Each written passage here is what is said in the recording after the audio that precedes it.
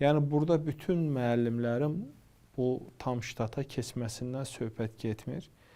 Yüksək bal toplayan sertifikasiyada müəllimlərdən söhbət gedir. Müəyyən bir faizdən söhbət gedir. 20 min tam ştat müəllim vəzifəsi. Böyük bir faiz olmayacaq. Yəni bu 10% biraz yuxarı ola bilər.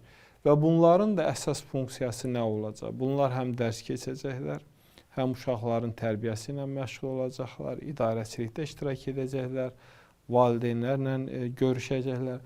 Bu yeni bir sistemdir. Həm də müəllim özünü bütövlükdə tədris, təlim və tərbiyə işinə sərf edəcək. Bugün bizdə reallıq ondan ibarətdir ki, müəllimlərin bir qismi məktəbdə yox, hansısa ofislərdə, hansısa ərazilərdə müəyyən bir demək repetitorluqla, hansısa bir işlə məşğuldurlar. Bu proses gedir. Ona görə burada artıq müəllim özünü həm də məktəbə həsr etmiş olacaq.